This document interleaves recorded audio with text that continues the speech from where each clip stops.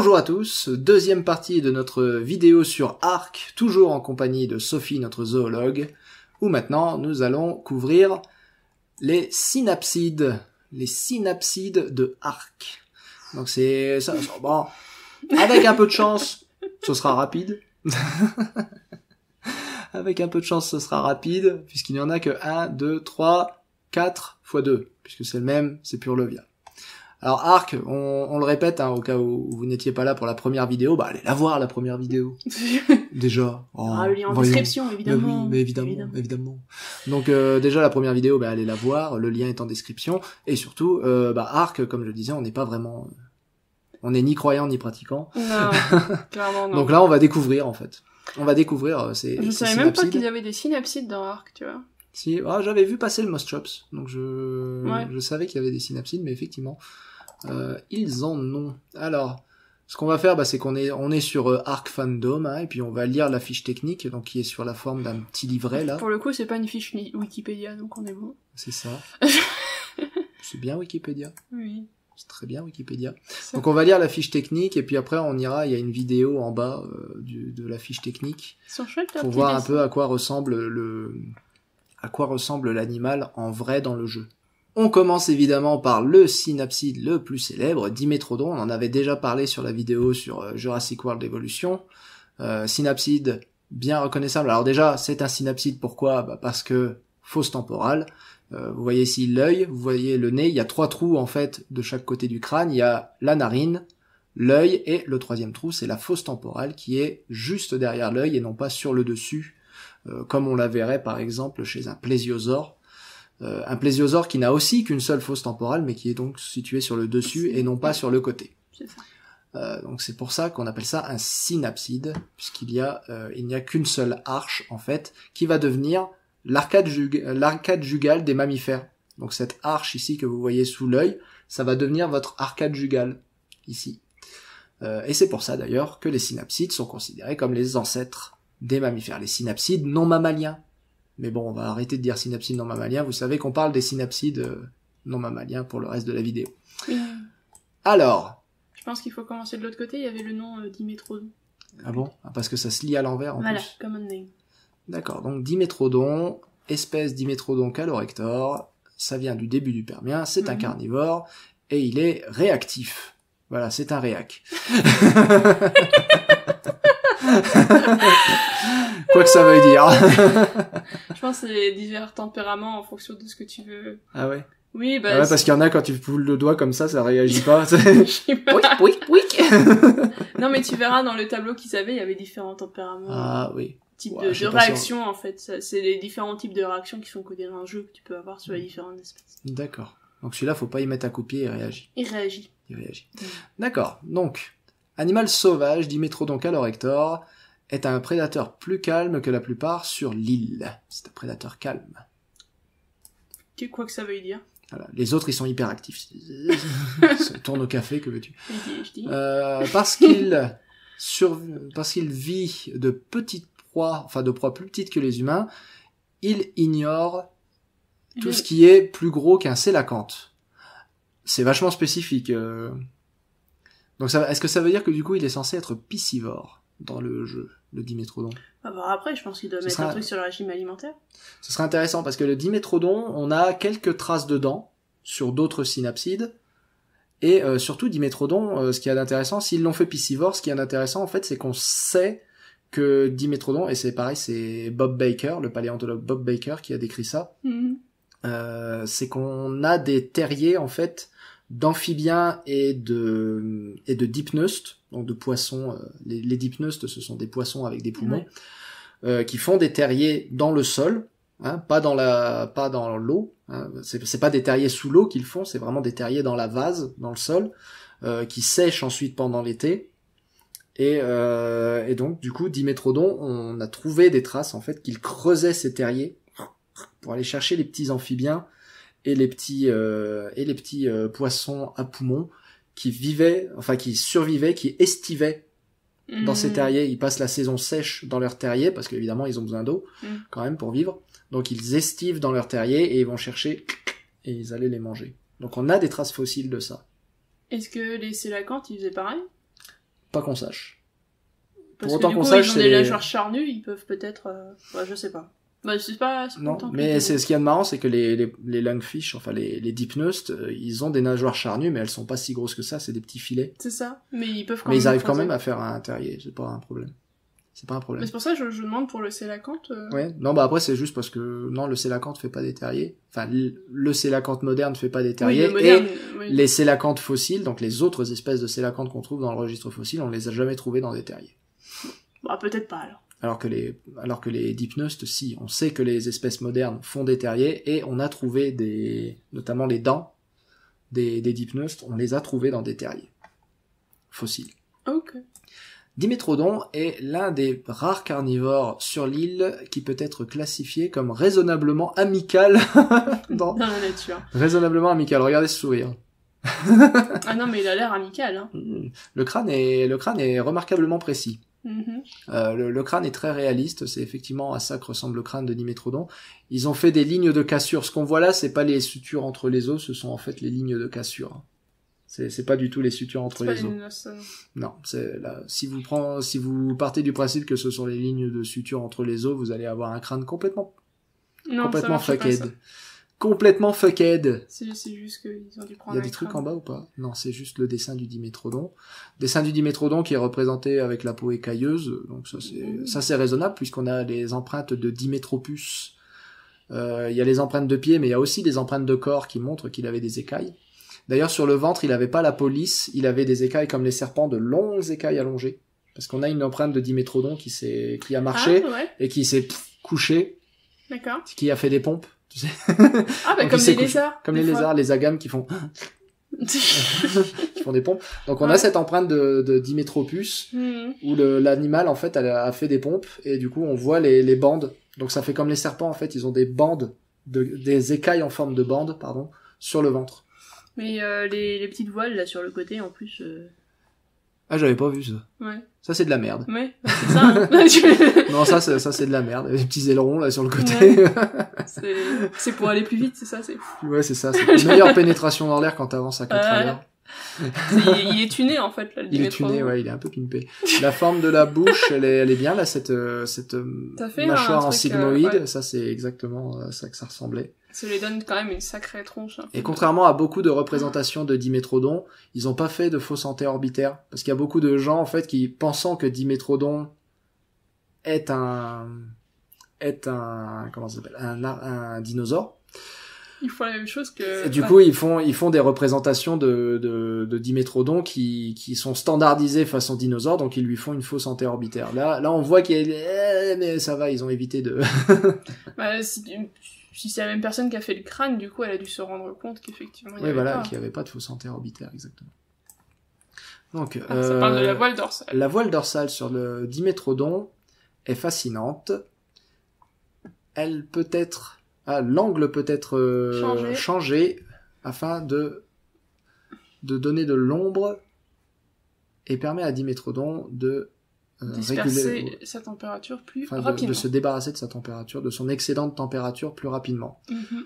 Ça, c'est des conneries. Hein. Ouais. La Ça bouge pas. voile dorsale n'est pas articulée du tout sur le dos de Dimétrodon. C'est les pointes des vertèbres qui Ouais, c'est montent comme ça, c'est l'épine des vertèbres. Donc il n'y a pas d'articulation ça en fait. s'articule pas. C'est attaché à la vertèbre solidement. Alors à moins que le Dimétrodon se tourne lui-même, peut-être. Ouais, mais c'est sinon, voilà. Ce qui aurait été difficile étant donné que son corps est plutôt plat en fait, Oui, plutôt et puis, plat il y a horizontal. Il y a les petites pattes. Enfin, comment tu veux qu'il Non, ça c'est une énorme connerie. On continue. Magnifique Dimétrodon. Bon, il est beau. Beau spécimen de babouliné. C'est pour voir la taille, j'imagine. Par rapport au crâne, ça Mais non, m'étonne. par rapport au Dimétrodon à côté, là. Ah oui. Bah oui. Mais pourquoi il tourne dos à la caméra aussi ce con là?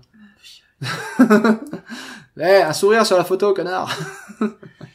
Ah, Alors, la façon dont la voile dorsale fonctionne de façon interne permet de réguler le le flot de sang. flot de sang dans la créature. Alors, oui, le flot de sang, on a des traces de vaisseaux sanguins, donc il y avait des vaisseaux sanguins qui allaient dedans. D'accord, L'utilisation du mot créature me fait systématiquement tiquer, puisque ça implique une création.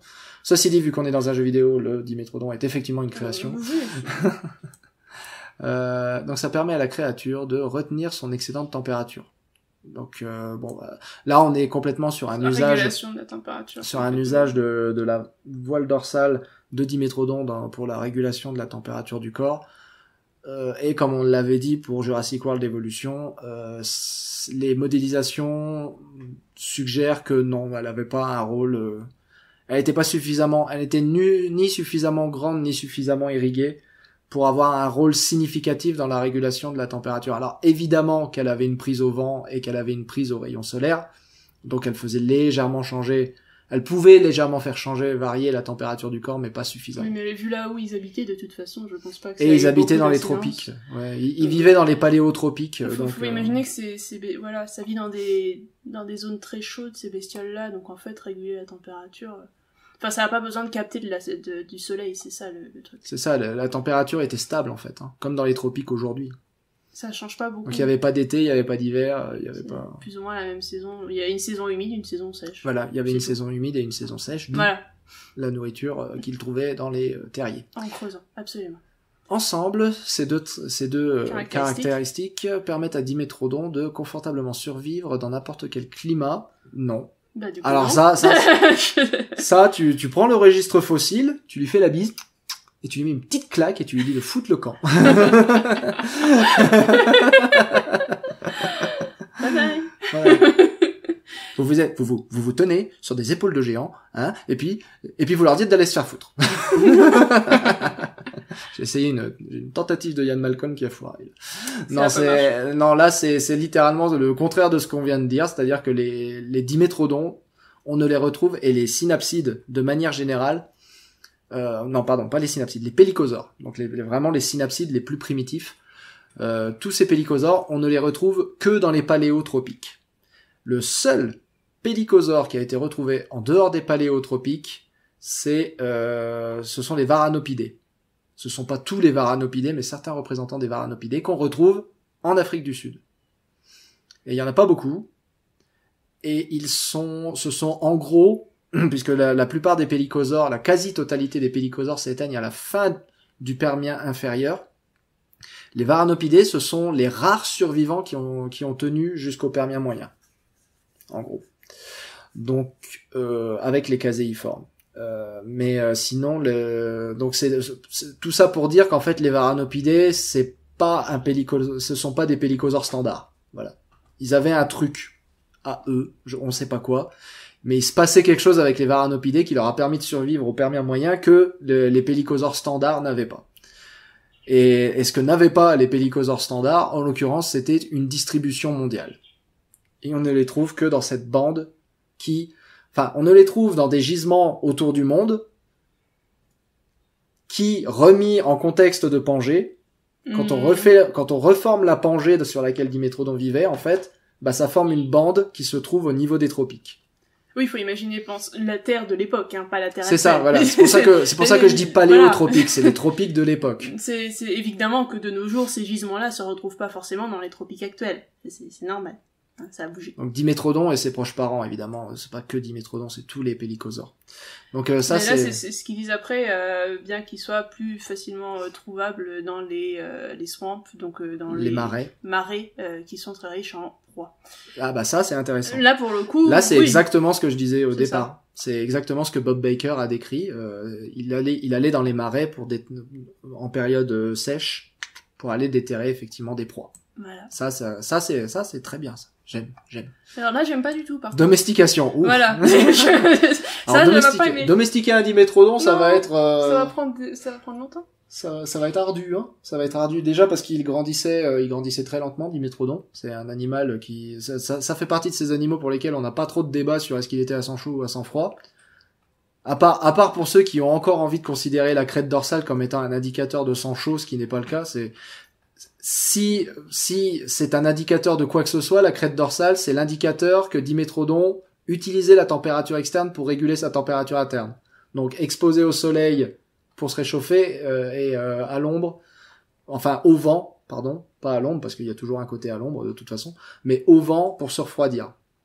Donc, même si vous considérez que la voilure dorsale avait un rôle dans la thermorégulation, ce qui n'est probablement pas le cas, ça avait plutôt un rôle de communication, c'était probablement très coloré, mais même si vous considérez que la voilure dorsale a un rôle de thermorégulation, c'est absolument tout sauf un indicateur de sang chaud. Donc, ce qui implique aussi que Dimétrodon, c'était un animal lourd, lent, un peu comme un crocodile en fait, et qui grandissait lentement. Domestiqué, ça sert pas à et qui était capable de pointes de vitesse assez incroyables par contre.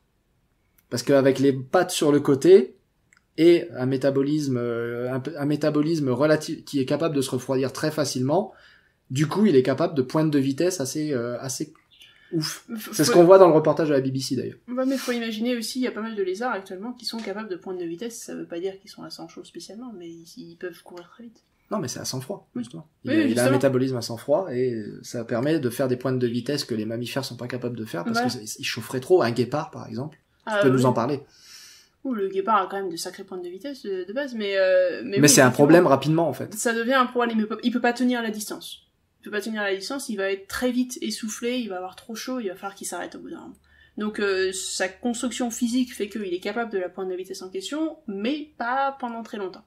À un moment, il va s'arrêter. Alors que quand vous voyez des tout petits lézards, vous les voyez taper une pointe de vitesse assez ouf, ils s'arrêtent 2 minutes pour refroidir, ils refroidissent très vite, ils repartent. Et ils se arrêtent 2 minutes, ils mettent leur corps contre le sol qui est froid à ce moment-là, et ils repartent immédiatement. Le guépard, il fait pas ça. Le guépard, il serait incapable de faire ça, en fait. Non. Et aucun mammifère serait capable de faire ça. Après, vous avez évidemment les souris et tout ça qui sont capables, pareil, de courir très vite, mais sur des pointes de vitesse, et après, ils vont devoir s'arrêter, reprendre leur souffle. Et puis, ils vont avoir le cœur qui va battre très vite, donc le cœur peut très facilement lâcher. Si vous avez eu des lapins, vous savez de quoi je parle. Un lapin, ça peut littéralement mourir de peur. Une crise cardiaque, ouais. Parce qu'ils ont le cœur trop petit et que comme ce sont des animaux à sang chaud, il bat trop vite. C'est ça. Et ça n'arrivera pas à un lézard. Très peur à un lapin, c'est ce qui est arrivé au mien, justement. Mon lapin à moi, il était mort comme ça quand j'étais petite, une crise cardiaque. Il y a un chien qui avait voulu le choper, là, chien des voisins, merci. Ne laissez pas vos chiens vagabonder. Ni vos chats. Ni vos chats. Ni laissez pas vos animaux. N'importe quoi. Laissez pas vagabonder, ils vont tuer quelque chose d'autre. Donc non, merci. Et en l'occurrence, il a tué mon lapin, cette fois-là. Ouais. Parce qu'en fait, il a pas mordu le lapin, c'est juste qu'il il a fichu tellement la trouille que le lapin tombait reine mort, crise cardiaque. Puis vos enfants aussi. Ne laissez pas vagabonder vos enfants. Les laissez pas vagabonder et les laissez pas balancer des cailloux sur les animaux. Oui, ça, on l'a vu l'autre fois. Ouais, on a vu il y a pas longtemps, c'est vraiment... ça, c'est une honte. Des claques. Bref. Domestication, donc. Si Dimétrodon, ouais, à mon avis, très difficile à domestiquer puisqu'il grandit très lentement, donc voilà, tu vas le prendre relativement jeune pour essayer de le faire s'habituer à toi, de pouvoir l'entraîner. Dimétrodon, c'est pas par la taille de cerveau qu'il brille. De toute façon, quand on a des dents grandes comme ça, on n'a pas besoin d'une taille de cerveau remarquable. Quand on vit au milieu d'animaux qui ont un cerveau encore plus petit que le vôtre, de toute façon, bon, hein, voilà. Et ça ne marche que, évidemment, si on fait le raccourci, et qui est réellement ce qu'il est, c'est-à-dire un raccourci, taille de cerveau, intelligence. Oui, c'est un gros raccourci. Mais il faut de l'intelligence pour être domestiqué. C'est ça le truc. Les chiens sont des animaux intelligents, notamment, et on le sait notamment parce qu'on est capable de les domestiquer. Un animal teubé est beaucoup plus difficile à domestiquer qu'un animal intelligent. Bref. Donc, si Dimétrodon était un peu plus gros, on n'aurait pas, ou qu'il n'avait pas cette crête dorsale, il ferait une monture descente. Effectivement. Néanmoins, son usage principal pour les survivants est d'utiliser donc cette voilure dorsale et ses capacités. Tu le dis si je t'énerve, hein. tu le dis si ma difficulté à traduire l'anglais t'insupporte. Non mais je vais lire. Parce que bon, être juste proche de Dimétrodon, ça donne une protection thermique excellente, à la fois contre la chaleur et contre le froid, ce qui du coup a sauvé ma vie plus d'une fois lors des blizzards dans les Frozen Northland, donc je sais pas comment dans les terres gelées du Nord. Gelées du Nord, certainement.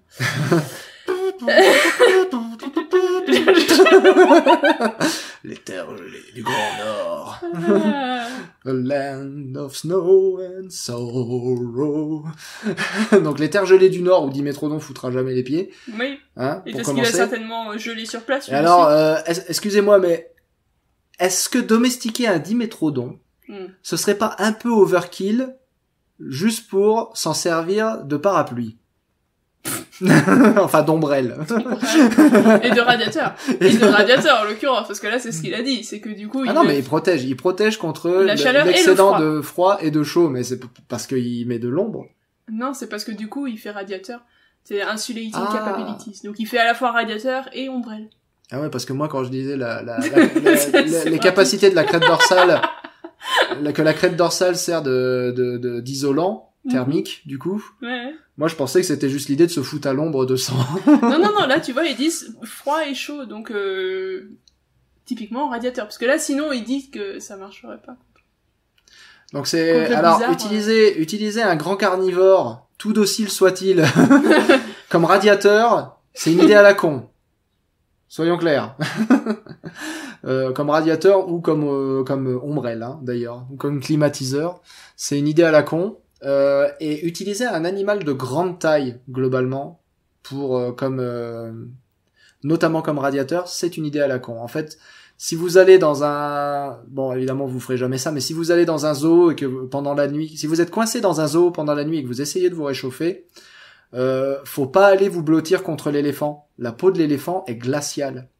Faut aller vous blottir dans l'enclos des lapins. Et là, vous vous mettez au milieu des petites boules de poils, là. Et tous ces petits animaux, là, qui sont tous endothermes, donc tous à sang chaud, et qui ont tous un métabolisme ultra élevé parce que... Super rapide. Voilà. Bah, ceux-là, ils dégagent, et comme ils sont petits, en fait, un petit volume et une très grande surface, voilà. Petit volume, grande surface. Il dégage beaucoup de chaleur, il est obligé d'en produire beaucoup. Il est obligé de produire beaucoup de chaleur parce qu'il en perd beaucoup par sa très grande surface. Alors qu'un animal de grande taille, comme un dimétrodon ou un éléphant, il a un énorme volume avec une toute petite surface. Donc il produit Parce pas que beaucoup de la chaleur. surface augmente au carré alors que le volume augmente au cube. Donc il augmente beaucoup plus vite le volume. Donc il va chauffer beaucoup, mais comme il a pas beaucoup de surface pour dispenser sa chaleur, Bah, ça et s'échappe qu'en pas plus beaucoup. il a une peau hyper épaisse parce que plus on est grand, plus on a des gros organes. Faut donc se là- protéger aussi. Ouais. Oui, mais enfin, je veux dire, c'est juste parce qu'il a une peau plus épaisse, parce qu'il est plus gros, après c'est tout. C'est un en plus, Oui. on appelle ça des pachydermes, en l'occurrence. Oui, Donc, ok. je pense pas Bien avoir à raison. démontrer qu'un éléphant a une peau épaisse. Je veux dire, je pense que c'est acté. Voilà. Donc, en plus, il va pas perdre beaucoup de chaleur. Et c'est bien pour ça, d'ailleurs, qu'il a pas de poils. Donc, cherchez les animaux qui ont des poils. Si vous voulez vous réchauffer. Pas dimétrodon. Cherchez les animaux qui ont des poils, parce que ces animaux-là sont les animaux qui ont de la chaleur À garder. à garder. Donc allez pas vous blottir contre un autre être humain, n'allez pas vous blottir contre un éléphant, allez vous blottir avec les lapins, avec les cochons d'Inde, avec les chèvres, avec les... Ce que vous voulez. Bon, ça Passer va la sentir nuit un avec peu, une hein, chèvre. mais bon. Ce sera mieux. Voilà pour Dimétrodon, et donc on va regarder la vidéo pour voir un peu à quoi il ressemble dans le jeu, parce Il y a que une vidéo, en ça plus. c'est la fiche technique, ouais mais elle est pas longue, elle fait 30 secondes je crois, un truc comme ça. Ah, mais Ouais, il y a une fiche technique de l'enfer, mais je vais pas tout lire. Hein. on s'en fiche un peu. On est là pour voir à quoi ressemble Dimétrodon. Dimétrodon et Dung Beetle. On a tellement rien à dire sur Dimétrodon qu'on a fait les scarabées bousiers en même temps. C'est... Ils sont partis dans l'eau. Donc Bon, là, après, il marche en se secouant de gauche à droite, comme des lézards modernes, hein, ou comme des crocodiles, par exemple. Donc ça, c'est normal. D'ailleurs, c'est marrant, c'est quand les lézards, quand ils doivent piquer des pointes de vitesse, contrairement aux mammifères, leurs poumons vont s'écraser de chaque côté, en fait, alternativement. Ce qui Et permet du de coup, revenir ils un sont peu- obligés d'être en apnée quand ils courent. Ce qui est plutôt marrant. Ouais. Alors qu'un mammifère, quand il court, il va faire des compressions comme ça, en accordéon. Quand vous regardez votre chien courir, il se compresse en accordéon, et du coup, les deux poumons s'ouvrent, les deux poumons se ferment. Donc en fait, quand il court, votre chien, ça force sa respiration à se calquer sur sa course. C'est beaucoup plus efficace. C'est beaucoup plus efficace. Alors Ah là, bah non. ouais, là, donc dans la neige, dans les évidemment. terres gelées du Grand Nord. Là, là, c'est le regard snack, tu sais. Manger. Donc les terres gelées. Et Grand- Dung Beetle. Et donc on part direct sur les Dung Beetle et il n'y a plus rien d'autre après. Ils Ils sont sont géants. gros leurs Dung Beetle. Ah, c'est des gros scarabées bousés. Hein. Das große Scheiße Beetle. C'est pas vrai. C'est pas vrai. Non, mais c'est intéressant comment ils se déplacent. Donc, Les il faut- Dung Beetle, oui. Non, pas les Dung Beetle, les Dimétrodons. Et quand ils se couchent, en fait, ils se couchent comme des crocodiles. Mais pourquoi Du coup. est-ce qu'ils sont en slip dans la neige, les humains? Mais qu'est-ce qu'il faut dans ce livre dans la neige? Bon, on est censé parler du Dimétrodon. Mais non, bah pas bon ça quand même. Mais non, mais... Ouais, bah non, il a dit, tu vois, j'ai réussi à survivre grâce à mon Dimétrodon. Mais qu'est-ce que tu foutais en slip dans la neige? T'es con ou quoi? C'est ça. Suivant. L'Istrosaurus, mon préféré. L'Istrosaurus, animal très connu pour avoir vécu à la fin du Permien et au début du Trias, pardon, qui est donc le survivant par excellence de la limite Permien-Trias. Pour Arc, c'est parfait. Donc pour Arc, c'est parfait, c'est un truc de survival. Non, Donc- il fait un câlin sur son petit Il a fait un Istrosaurus. câlin sur l'Istrosaurus, Oh. c'est vraiment encore mignon. L'Istrosaurus qui est donc fort reconnaissable à son profil, puisque l'Istrosaurus c'est un de ces thérapsides, enfin c'est un thérapside en l'occurrence, donc c'est un peu plus proche des mammifères que les Dimétrodons. Il a un pif. Voilà, il a cet angle droit quasiment au niveau du pif, en fait.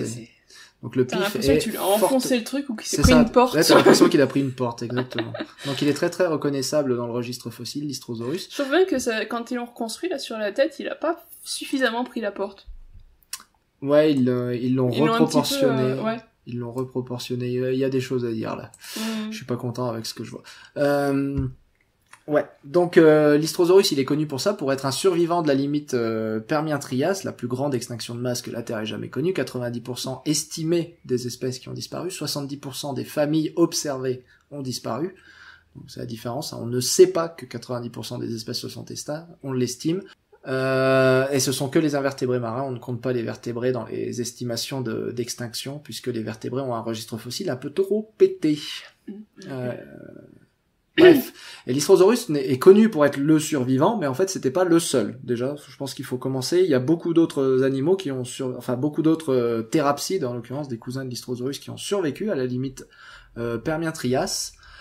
Il y a quelques thérocéphales, donc des carnivores comme Moscorinus et Tétracynodon. Moscorinus c'était un gros carnivore en plus, il faisait la même taille que certains gorgonopsiens. Tétracynodon, lui, c'était un petit insectivore. On sait qu'il y a des cynodontes qui ont survécu, parce que les cynodontes, ils disparaissent au Permien, mais ils reviennent au Trias. Mhm. Donc on sait que quelque part, il y en a quelques-uns qui ont survécu, même si on sait pas lesquels et on sait pas comment. Il y a et du coup, il y a les archosaures, évidemment, qui ont survécu, puisque Archosaurus, qui est une espèce d'archosaure russe, Ah. et qui a donné son nom à la famille des archosaures. C'est pas ma faute, hein. C'est pas ma faute. Donc Non, Archosaurus apparaît juste avant la limite Permien-Trias. Donc en fait, les archosaures étaient déjà là juste avant la limite Permien-Trias et y ont survécu. Archosaurus lui-même n'y a pas survécu, mais il y a quelque part un archosaure qui a survécu et qui a donné naissance aux archosaures du Trias. Donc c'est pas le seul survivant, hein, loin de là. Il y a plein d'autres espèces qui ont survécu, et sinon on ne serait pas là pour en parler, évidemment, puisque ce sont nos ancêtres. Donc l'Istrosaurus, c'est un thérapside dicynodonte, ce qui veut dire que c'est un herbivore, et ça se voit à son petit bec de tortue. Voilà, il y a un bec de tortue. C'est de la merde. Putain, j'aime pas du tout. Oh non, mais qu'est-ce qu'ils ont fait, ce pauvre l'Istrosaurus? Je sais pas, mais il a une Oh, tête, cette bon gueule. sang. Bon, alors c'est grave ce qui se passe là. La mâchoire, c'est n'importe quoi. La mâchoire inférieure, c'est quoi cette mâchoire de Tchad, là? Ils ont voulu lui donner un air de molosse, tu sais, parce que là, Ouais. ils en font un chien, clairement. Ah ouais, clairement, mais c'est dégueulasse. Il est Mais dégueulasse, ça leur marche. l'Istrosaurus. Pourquoi le bec est pointu? L'Istrosaurus, on le reconnaît justement en c'est grande drôle. partie à ça, c'est que son bec est carré. C'est une tondeuse, hein, l'Istrosaurus. Mm. Le bout de son bec est carré, enfin rectangulaire, pas pointu. Et donc c'était un animal qui broutait. Hein. Enfin, il pouvait pas brouter parce qu'il y avait pas d'herbe, mais il broutait ce qu'il y avait à l'époque, c'est-à-dire des prêles, des horsetails en anglais. Mm. Donc son museau, il était pas du tout carré. Là, on Le en a bec, fait, je sais pas, c'est bizarre le truc. Et puis on a fait les canines très Très Les proéminent. canides font n'importe quoi, mais C'est bon. proéminent et c'est bizarre. Mais au moins il a les défenses, quoi, tu vois, on les voit sur le crâne. Le crâne est très bien en plus. Le crâne est il bien, on parfait. voit bien qu'elles sont dirigées vers le bas en fait, C'est pas ça. sur le côté comme ils ont fait ces arbres. Donc ça c'est n'importe quoi le bec. Le bec en plus il devait monter jusqu'aux narines. Mm. On le voit, encore une fois, on le voit très bien parce que comme sur les tortues, en fait, il y a des petits trous là où se situe le bec. Et sur l'Histrosaurus, on les voit, ces trous. Donc on sait jusqu'où va le bec. Le bec, il va jusqu'en haut des narines, là, en fait. Et c'est pour Tout ça ça- que ça lui donne une tête bizarre. Tout ça, ça aurait dû être recouvert de bec. Ils ont fait exactement la même connerie que dans Jurassic World Dominion. Ou en l'occurrence, Jurassic World Dominion a fait exactement la même connerie que dans Ark. Là, ce bourrelet susorbitaire, qu'est-ce que c'est que cette horreur? Cette crête sagittale, là, mais allez vous faire foutre. Une crête sagittale sur l'Histrosaurus. En plus, ils insistent, hein, parce qu'elle est là aussi sur la version couleur. Hein. Mhm. Cette crête sagittale de l'enfer, là, mais qu'est-ce que c'est que cette horreur? Jamais. L'Histrosaurus, il avait il avait une tête plate. Le sommet du crâne est tout plat. C'est vraiment un angle droit en fait. Hein. Faut Ah s'en ouais, rendre là, compte là que- c'est tout plat, là. Ça, là, c'est tout plat. D'ailleurs, c'est une des caractéristiques des thérapsides d'avoir le sommet du crâne tout plat. Mhm. Y a que les cynodontes et les thérocéphales qui n'ont pas le crâne tout plat, qui ont une crête sagittale, pas les dicynodontes. Non, là, la reconstitution de l'Histrosaurus, c'est Nymphs. Et donc, rien qu'à la taille de l'animal, l'Histrosaurus, il y a 4 espèces. Donc, Ça c'est le gros là, non? et ça, c'est le gros. Mm. Voilà, exactement. Là, Il y en a c'est qu'une seule qui fait cette taille-là. C'est le Lystrosaure du Permien. ça. Mhm. Et on va voir. Alors là, vous le voyez peut-être pas parce que le Les cadrage, mais je peux pas faire mieux niveau cadrage.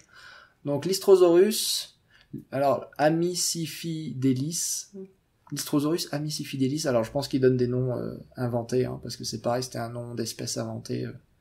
Mais du coup là, si c'est l'Histrosaurus de cette taille-là, ça a existé, mais c'est l'Histrosaurus McKegai, McKeji en français. Donc c'est celui qui est avant la limite. Et c'est celui qui est strictement permien. Ouais. Ouais, c'est celui qu'on voit avant la limite, qui est le gros, et qui après la limite a disparu, et là ça devient pour des petits crânes que vous trouvez par là. Exactement. D'accord. C'est l'effet Lilliput en fait. Avant la crise, ils sont gros, et après la crise, ils sont petits. C'est l'effet Lilliput. C'est ça. Qu'on voit aussi chez Muscorinus d'ailleurs. Mm.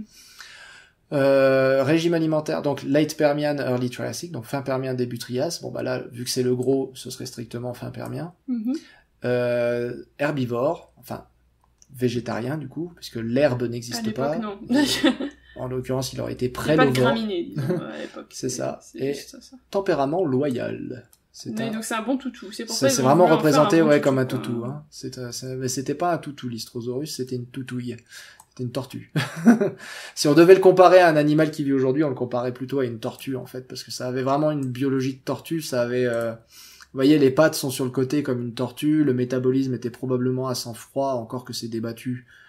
En tout cas, le métabolisme devait pas être très élevé. S'il était à sang chaud, c'était sang chaud avec des grosses guillemets, quoi. Donc un métabolisme relativement bas comme une tortue. Peut-être, vu qu'il est relativement gros, au moins aussi gros qu'une tortue d'une tortue lutte. Une Ouais. gigantothermie, tu sais. Donc Ouais. un effet secondaire de sa grande taille qui le rendrait simili... à sang chaud, hein, rapport à la dimension de la surface par rapport au volume. Bref, là le seul truc que je vois de bien, le crâne c'est une catastrophe donc, et le seul truc que je vois de bien c'est la posture des jambes parce que érigé à l'arrière et semi-érigé à l'avant, c'est exactement ce qu'on voit sur les fossiles. J'avais fait toute une vidéo là-dessus il y a pas longtemps. Donc vous pouvez aller la voir, en Tracte Science Lystrosaurus. Vous allez chercher, vous verrez que c'est exactement ça qu'on voit. Encore que là, il fait une sorte de grand écart bizarre, là, avec l'intérieur des bras tourné vers l'avant, ça c'est... Bah, normalement, les pattes sont vers l'avant, hein, quand même. Bah, Donc, c'est ça, oui, imaginez- les pattes vous faudrait imaginez quand même bien qu'elles qu'on sont marche pas comme ça non plus, hein, on marche Voilà, comme ça. là, il marche comme ça, au lieu d'avoir une posture rampante comme ça, normal, il y a une posture rampante comme ça. Ce qui est pas ce bien qui est pratique, bizarre. en fait, parce que du coup, c'est pas facile de s'agripper sur le sol quand ça... Ouais. C'est un peu zarbe. Là, pareil, dans le dessin, à côté, ils ont mis les pattes sur les côtés aussi. Donc je sais Ouais. pas s'ils le mettent C'est comme curieux, ça. c'est curieux. Donc t'as l'impression que vraiment les pattes sont pas dans le bon sens à cause de ça. Et ça se voit aussi sur les empreintes de pas, du coup, cette posture. Ça dit, sur le raptor, ils ont aussi fait les... Non, bref. C'est pas un raptor, ça, c'est un cheval. Non, c'est un raptor, c'est la même chose que ce qu'ils nous présentait avec la crinière là et la longue queue derrière. Regarde, c'est un C'est raptor. quoi, c'est une tête de cheval? C'est Ah un- ouais, merde! C'est un raptor et ils lui ont fait des papates comme ça. pareil. Ouais, Voilà. Jurassic Papat. Tu peux pas lui Des mettre Jurassic des Papat. papates qui... Non, bref. Ah la vache, je croyais que c'était un cheval, Non, mais il y avait c'est une un tête de raptor. cheval. Oh putain. C'est Oh, complètement... c'est le raptor le plus moche, chevalesque. ouais. Il a une Chevaleresque. longue tête qui ressemble vraiment à un cheval, bah, c'est C'est pour clair. émettre le filet, j'imagine. Ouais. Bref, ok. Et alors, ça Ok. dit quoi, cette... Alors, sauvage. Lystrosaurus amicifidelis, un ami si fidèle, Oui. est un petit herbivore. Bonne taille, ton petit herbivore, hein. Bonne Ouais, taille. c'est un bon gros cochon, limite vache, hein, là, hein, quand On même. est d'accord que le petit herbivore, pour moi, c'est du lapin. Hein. Bon, après, dans un univers où il existe des sauropodes, oui, c'est un petit herbivore. C'est vrai. Il est commun sur la plupart de l'île. Oh non, tu lis, tiens, ouais, après tout, si ça t'énerve quand je lis. Mais non. Alors, seulement à peu près 2 pieds de long, il n'est pas très haut dans la chaîne alimentaire et il mange des petits végétaux. Voilà. Donc, ça c'est bon, j'imagine. Sur l'île. Sur l'île, les insectes venimeux paraissent ne pas avoir beaucoup d'effet sur l'Hystrosaurus. D'accord. J'imagine que c'est une information. Ça doit être relatif au jeu, parce que j'imagine que Ouais. du coup tu dois avoir des Pouvoir collecter histoires son de... sang et te guérir avec le Ouais. sang, je sais pas. Peut-être, ou toi tu peux être empoisonné pour une raison X ou Y. D'accord. Alors, malgré le fait qu'il fait partie des herbivores les plus petits, l'Hystrosaurus sur l'île, l'Hystrosaurus est aussi incroyablement résistant et un survivant incroyablement résistant. Ouais, c'est un survivant incroyablement résistant. Donc ça, c'est référence au fait qu'il ait survécu à la limite Permien-Trias. Voilà, il récupère de sa torpeur ouais. bon, et de Et sa guérit. santé beaucoup plus rapidement que la plupart des créatures, ce qui fait que rendre un Lystrosaurus inconscient est plutôt difficile. C'est pareil, ça doit avoir un effet sur le gameplay. Ça veut dire que Donc, si jamais tu l'utilises pour attaquer d'autres trucs, ça doit être quand même plus pratique. Alors, sachant que Il doit être résistant. Ark est plus ancien que l'article auquel je suis en train de penser, qui avait été écrit par Megan Whitney et Christian Sidor sur la torpeur de l'Hystrosaurus, qui était le premier article à réellement démontrer que l'Hystrosaurus rentrait en torpeur. Mhm. Ils ont fait des coupes en fait dans les défenses, des coupes histologiques dans les défenses pour regarder, pareil, les cercles de croissance comme pour les os. Mhm. Et donc sur la dentine de l'Hystrosaurus, ils ont vu une marque, un dépôt, qui correspond à une ligne de torpeur qu'on voit chez les animaux qui pratiquent la torpeur aujourd'hui. Donc il y a genre un arrêt, une interruption en fait de dépôt qui est visible sur les dents qui correspond à la torpeur. Donc torpeur qui avait lieu notamment pendant la saison estivale, donc il estivait pour échapper à la sécheresse en Afrique du Sud et ailleurs, là où on trouve des Lystrosaurus, mais on en trouve surtout en Afrique du Sud, c'est pour ça que je dis en Afrique du Sud. Oui. On en trouve ailleurs en Inde et dans d'autres pays d'Afrique. Mais bref, donc oui, l'Hystrosaurus était capable de rentrer en torpeur et c'est remarquable qu'il l'ait mis dans le jeu avant qu'on ait pu confirmer que ça arrivait. On s'en doutait. On va être honnête, on s'en doutait puisqu'on avait déjà trouvé des Lystrosaurus dans des terriers, donc on se doutait bien qu'il estivait, et on se doutait bien que s'il avait réussi à survivre à la limite Permien-Trias, c'est qu'il était capable de rentrer dans un état végétatif assez ouf pour économiser l'énergie. Ouais, mais là je pense que torpeur c'est juste une mécanique de gameplay qui doit arriver sur d'autres animaux aussi. Oui, mais c'est marrant qu'ils utilisent ce mot, et c'est marrant qu'ils l'aient inclus dans le gameplay, sachant que c'était pas encore démontré en fait. Oui, mais ça c'est utilisé pour tout le reste d'Ark à mon avis. C'est-à-dire que c'est pas que lui qui rentre en torpeur. Ça doit être simplement une mécanique qui te permet en fait de mettre ton animal dans cette situation-là, qui te permet après de le garder pendant un certain temps, je sais pas. Mais il y a notamment des actions dans pas mal de jeux vidéo et des actions qui permettent de... Enfin, qui justement font rentrer tes personnages en torpeur. Et c'est pas forcément une bonne chose. Et donc là, ils disent que ça récupère de sa vie et de sa torpeur beaucoup plus rapidement que le reste. Donc ça doit être justement des problèmes quand on l'attaque, quand il a des maladies, tout ça. Bah, les gens qui connaissent, vous pouvez confirmer ou infirmer. S'il vous plaît, infirmer, j'en ai marre qu'elle ait raison. Oh, ça va. Là, j'ai très envie qu'elle ait tort. Sans surprise, l'Hystrosaure est extrêmement loyal, est un animal de compagnie extrêmement loyal, une fois qu'il est domestiqué. Là, il a utilisé tamed, il n'y a pas marqué domestiqué. Alors, il y a un truc que je voulais quand même préciser sur la domestication. La domestication, c'est un processus qui prend très longtemps. Ça prend pas une génération, ça prend pas 2 générations. Pas des milliers d'années, pas des millions. Ça prend des milliers d'années. La domestication, c'est le fait, en fait, de prendre un animal et de le faire évoluer du... Ouais. Peut-être pas des milliers, enfin ça prend Ça peut plusieurs prendre... générations. Ça prend des nombreuses dizaines. générations, des dizaines et des dizaines de générations. Ouais. Et donc c'est le principe de prendre un animal qui est sauvage de base, effectivement, et de le faire se reproduire de manière à ce que finalement ce soit l'humain qui s'occupe de gérer tous ses besoins. C'est-à-dire que ses besoins reproductifs, c'est l'humain qui gère, donc vous allez choisir de le faire reproduire avec tel ou tel truc, et pas autrement. Il va possiblement modifier aussi son apparence physique. Vous allez avoir des races qui vont être créées, ce genre de choses. Vous allez aussi gérer tous ses besoins alimentaires, ses besoins en eau, etc. C'est l'humain qui va... Par exemple, si vous prenez un mouton actuellement, vous n'allez pas le mettre tout seul dans la nature, il survivra pas. C'est l'humain qui doit veiller à ses besoins. C'est ça le processus de domestication, c'est-à-dire que oui, bon, il peut survivre sous certaines... Voilà, mais bon, en gros... Voilà. Donc c'est ça le processus de domestication, et ça prend extrêmement longtemps. Donc là, quand on me dit domestiquer et qu'ensuite on met tame derrière, ça veut dire qu'en fait tu prends un animal sauvage, tu l'apprivoises, parce que c'est ce que veut dire tame. Tame, ça veut dire apprivoiser, voilà. Et apprivoiser, c'est pas du tout la même chose que apprivoiser, c'est pas domestiquer. Domestiquer, ça veut dire que ton animal, il est en captivité depuis des générations et des générations, que tu l'as reproduit spécifiquement dans ce but-là, pour en faire un animal domestiqué, une raison ou une autre, et ça n'a plus rien à voir avec l'animal sauvage que c'était de base.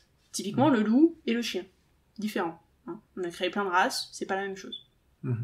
Non, c'est important, ouais. Là, pour le coup, comme donc là, pour le coup, on est d'accord que c'est pas la même chose. Hein. Là, il y a 2 notions très différentes là-dedans. Bon. Il apprend très très vite, j'en doute. C'est une tortue. Oui, voilà, faut imaginer. Oui, il apprend aussi vite. Je pense, encore une fois... Les tortues peuvent apprendre des trucs.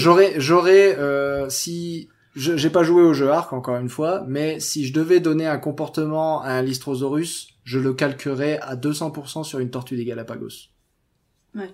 C'est sa façon de bouger, sa façon d'apprendre, s'il est capable d'apprendre, si on est capable de domestiquer une tortue des Galapagos, c'est à ça que je le ferais ressembler. Ou une tortue des Seychelles, je crois, qui sont aussi des grosses tortues. C'est des grosses tortues terrestres, c'est à ça et sa façon de manger aussi, son allure générale, je le ferais ressembler à une tortue des Galapagos. Donc il apprend rapidement. Les tortues, non. Enfin, ça comprend des trucs, ça peut apprendre, ça a des idées, des tortues, hein, c'est pas non plus complètement débile, mais oui, c'est pas non plus le... Ouais. Hein. Mais là, l'idée, c'est encore une fois, c'est un chien. C'est pas un chien, c'est vraiment pas un chien. Il gagne de l'expérience beaucoup plus rapidement que les autres créatures, c'est un chien. Non. Ouais, mais non. De plus, sa présence près de vous semble inspirer les alliés. Inspirer les alliés, making them learn more. Donc en gros, tu peux domestiquer plus d'animaux si t'as déjà un Lystrosaurus. Donc tu joues sur l'effet de groupe. Tu joues sur un effet de horde, de troupeau. Il se déplace en troupeau. Ouais, mais ça ne marche que si c'est la même espèce. Hein. Oui. Dustly. Alors ça c'est c'est un drôle de mot. Ça c'est vieux aussi. Oui, ça fait vieillot Dustly. C'est pourquoi Lystrosaurus est un excellent apport à votre hunting tribe party. Alors tribe et party, pourtant c'est la même chose, mais bref, à votre groupe de chasse. Non, c'est pour la tribu. C'est le groupe de chasse de la tribu. Ah, le groupe de chasse de la tribu. Oui, à n'importe quel groupe de chasse de tribu. D'accord. Pour ça, j'ai dit... Ok. Oui, un Lystrosaurus pour la chasse. Oui. Un herbivore... Non, mais il apprend, tu comprends, c'est un chien. Alors, à moins que tu puisses lui monter dessus, et que le machin permette de galoper comme un cheval, je vois pas pourquoi tu l'utiliserais pour la chasse. La chasse à course sur Lystrosaurus. Ah,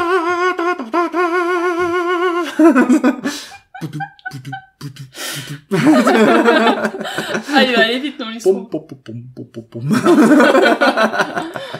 Non, mais visuellement, il va avec le raptor, t'as vu? Attends, on va voir comment il se déplace, parce que... Il va avec le raptor, bah oui, le raptor est plus facile à domestiquer avec un Lystrosaurus. Absolument. Avec surtout si en tu guise de snack. Devant. En guise de snack. Alors, le Lystro... Megapithecus bossarena, Megapithecus. Non, j'ai pas envie de savoir Megapithecus. On n'en parlera pas de Megapithecus, je sens que ça va m'énerver. Qu'est-ce que c'est que ça? Ça va être un Yeti. C'est dans la neige, et on a un Megapithecus, ça va être un Yeti. oui, c'est complètement Yeti. Moi, je veux juste un Lystrosaurus. Y a Pourquoi pas t'es méchant avec moi? Ah non, c'est Oh juste non, un gorille j'en ai géant. un gorille. C'est juste un gorille géant, en fait. C'est complètement...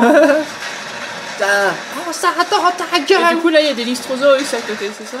Il y a des Lystrosaurus, là? Mais Bah, ça, à c'est côté mort. des raptors, j'imagine, ils sont sur des raptors.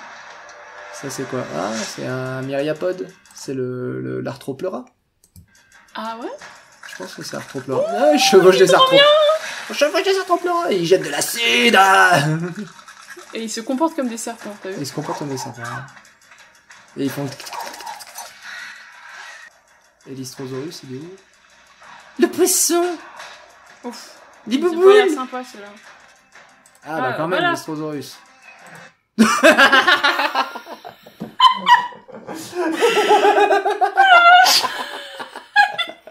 Alors, si vous faites partie des gens qui regardent Entracte Science en podcast, on vient de voir un Lystrosaurus faire un salto arrière. Est-ce que ce Lystrosaurus est réaliste, très cher? Non, je sais pas. Je pose la question. Vous imaginez une tortue faire un salto arrière? Je suis désolée, bon, ça là, c'est pas vraiment vrai. Mais imaginez ça faire... Wouhou! Imaginez, mais surtout la taille du Lystrosaurus, un animal de...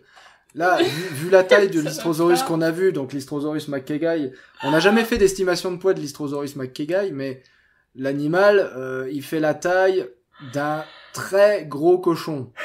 Vous imaginez un très gros cochon qui fait un salto arrière? Je suis désolée, mais... Bon, bah c'est de la merde, hein, clairement, là... peur, mais bah, un ça. deuxième, hein, des fois que le premier c'était une erreur. Ouais. Et la petite danse du Lystrosaurus. Eh bien, on ne validera pas ce Lystrosaurus. C'est définitif. Il est moche et il se comporte pas du tout comme il faut. Voilà. Donc, Je suis morte. T'as vu le- c'est marrant parce que quand tu crois dans ta vie que il peut pas y avoir un Lystrosaurus plus moche que celui de Jurassic World Dominion, eh ben en fait si, il y a celui de Ark. Bon. C'est pour ça qu'il avait Ah là, les membres fléchis devant, c'est pour le move. Oh yeah. Donc Moschops, un animal très cher à mon cœur puisque c'est un animal que j'étudie. C'est un animal qui est très intéressant puisque c'est un thérapside en fait qui ressemblait aux pachycéphalosaures dans le sens où les pachycéphalosaures ils ont une énorme épaisseur d'os au-dessus du cerveau qui protégeait leur système nerveux quand ils se défonçaient la tronche l'un sur l'autre. Et en fait Moschops c'est l'équivalent quadrupède basiquement d'un pachycéphalosaure. Il a la posture, comme on le voit, des thérapsides, hein, fléchi à l'avant et érigé à l'arrière, une queue relativement courte, le dos est pentu vers le bas, comme on peut le voir sur le seul et unique squelette de Moschops qui a été monté, qui se trouve, je sais plus s'il est à Chicago, je crois qu'il est à Chicago, et ou l'American Museum, ou le Smithsonian, je sais plus. Bref, il est en Amérique du Nord. Il a été exporté par Robert Broom d'Afrique du Sud. Il a été découvert en Afrique du Sud, mais il a été exporté en Amérique du Nord par Robert Broom. C'était un dick move d'ailleurs, hein, parce que il les a vendus, ce bâtard. Direct. Ah ouais, il a vendu des fossiles qui appartenaient au musée de Pretoria. Bah parce que le musée de Pretoria, je sais plus ce qui s'est passé, mais ils ont pas voulu lui offrir, alors je sais plus si c'était un poste, une augmentation ou quoi, en gros. Et du coup, il s'est fait son augmentation. Du coup, il a pris les fossiles, dit ça, c'est moi qui les ai trouvés, et maintenant ils sont à moi, et je vais les vendre aux Américains qui vont me donner un poste. C'est vraiment un dick move, quoi. Petite enflure. Hein. C'est depuis ce temps-là que les fossiles sud-africains sont protégés. Et qu'on n'a plus le droit de faire les conneries qu'on veut avec. On se demande Voilà. pourquoi. 1, 2, 3, 4, 5. Ouais, non, j'ai eu peur pendant un moment, j'ai cru qu'il avait 6 doigts. Non. Et donc, ouais, Moschops est très, très intéressant parce que du coup, il a ce comportement qu'on considère comme complexe, qui est un comportement de combat intraspécifique, qui du coup implique des interactions entre les individus, qui implique qu'il ait possiblement une hiérarchie au sein des Moschops, et s'il y a une hiérarchie, bah, il y a une vie sociale. Donc on a tout ça on a toutes ces planètes qui s'alignent avec Moschops, juste de par son anatomie, on se demande si c'est pas un animal... Moschop, c'est un animal qui a la réputation d'être très très con, parce qu'il avait un tout petit cerveau. L'animal fait 1 tonne, à peu près, estimé 1 tonne, grosso merdo 200 kilos, hein, venez pas me chercher les estimations Wikipédia à 834 kilos. Hein. Je veux dire, c'est un animal qui devait faire autour d'1 tonne à plus ou moins 200 kilos, et même s'il en faisait que 700, c'est pas grave, des kilos, pas des tonnes. Et il avait un cerveau qui en gros faisait le volume total de 2 fraises. C'est très spécifique. Hein. Tu alignes 2 fraises, 2 grosses fraises. Et t'as le cerveau de Moschops. Des gariguettes ou des fraises des bois? Non, parce qu'il faut être précis, tu vois. Oui. Précision. Oui, faut être précis. Ben, j'en sais rien. Mais bref. Il est pas connu pour avoir un gros cerveau, Moschops. Voilà. Il a un tout petit cerveau, et du coup, à côté de ça, ce comportement visiblement complexe, en fait, dénote. Et on se demande un peu comment ça marchait. Et c'est pour ça que je le trouve, moi, fascinant à étudier. Moschops, donc. Moschops sibumutante. C'est un mutant. C'est un mutant. Magneto. C'est un fantôme. Tu es un mutant, Harry. Période. Donc, Permien moyen, c'est effectivement là qu'il a vécu. Omnivore. Ça, c'est une énorme connerie. C'est herbivore, Moschops. C'est complètement herbivore. D'ailleurs, je veux dire, regarde la dentition de Moschops. Ouais, bah évidemment, si vous lui faites... Ouais, non, bon, d'accord, allez vous faire foutre. Donc là, la dentition est un peu mieux représentée. Ah, d'ailleurs... Une petite... Bah, en fait, Moschops, il a des dents, quand vous les regardez de profil, elles sont comme ça. Elles sont pas en U, mais elles sont en Nike. Une sorte de... Elles sont en sigle Nike. Ouais. Donc ça s'appelle le Talon and Heel Morphology, donc la griffe et le talon. Parce que talon ne se traduit pas talon en anglais. Donc vous avez la griffe, la serre, le talon. Oui, la serre. La serre et le talon. Donc le talon, et en fait, la serre des dents, qui est la pointe, la cuspide, va aller s'insérer dans le talon de dans le talon, dans le bassin de la dent suivante, en fait. Donc vous aviez en fait une dentition qui était faite pour broyer la végétation, qui est pas du tout adaptée à s'attaquer à de la viande, en fait. Et c'est d'autant plus dommageable que c'est un dinocéphale et qu'on sait à quoi ça ressemble, un dinocéphale carnivore, puisque c'est un antéosaure. Un antéosaure, c'est un dinocéphale carnivore. Peut-être qu'ils le mettront après, non? Donc un Moschops, voir un Moschops omnivore, c'est une énorme connerie. Ça, c'est par contre, ils ont dit que c'était que c'était peureux, visiblement. Donc ça, à la rigueur, je veux bien. C'était peureux, ouais, oui, c'est un herbivore. Oui. C'est un herbivore, c'était un herbivore pépouze, hein, Moschops. Hein.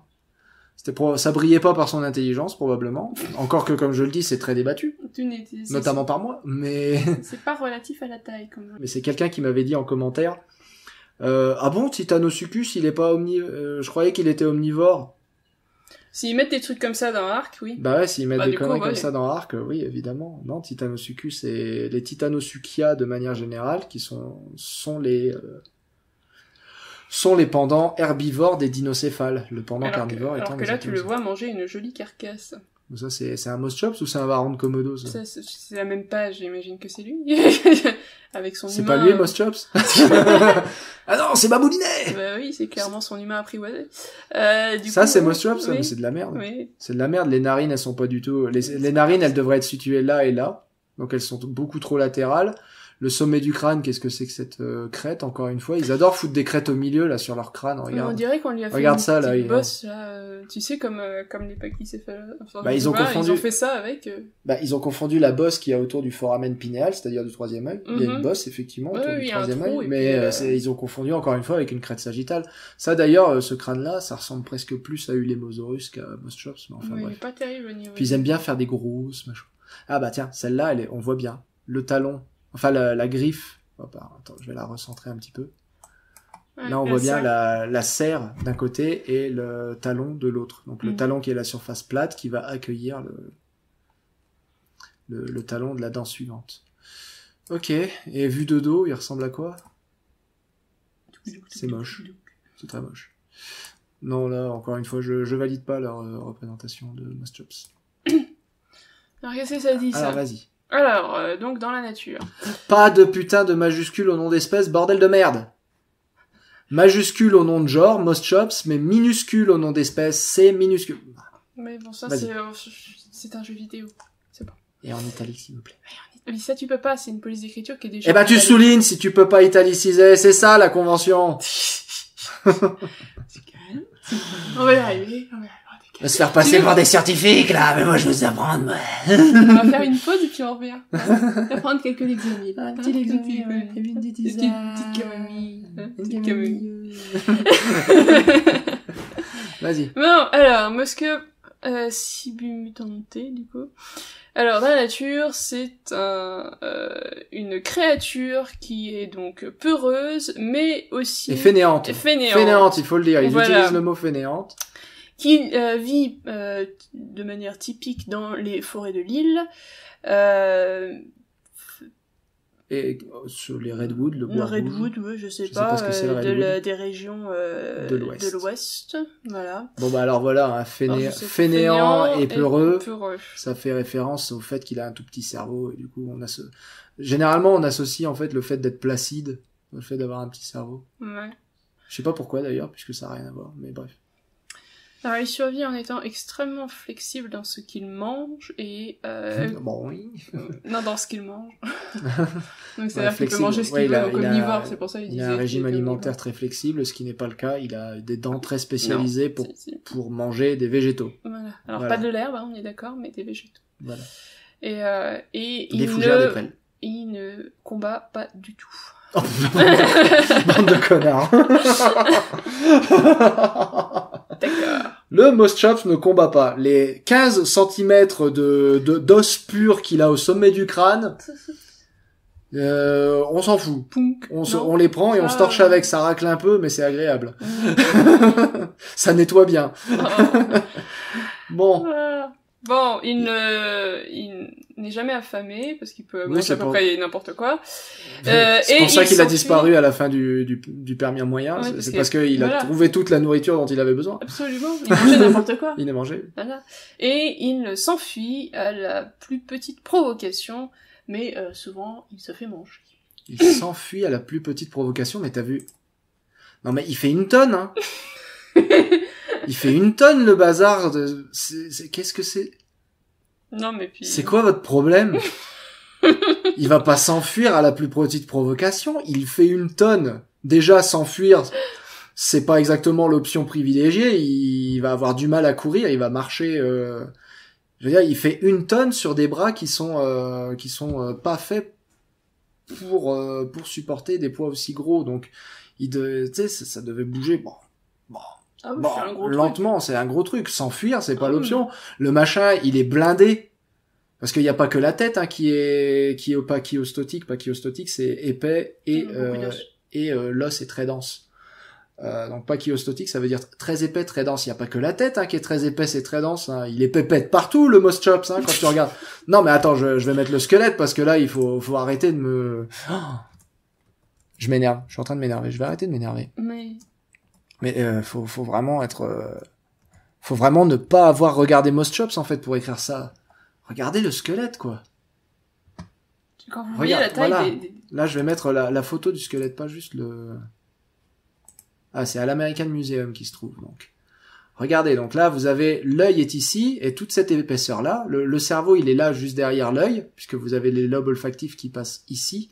Donc le cerveau il est là juste derrière l'œil et donc tout ça là c'est de l'os pur, hein. C'est de l'os pur, ce machin, il mettait des coups de boule de l'enfer, et regardez la robustesse du bazar, quoi.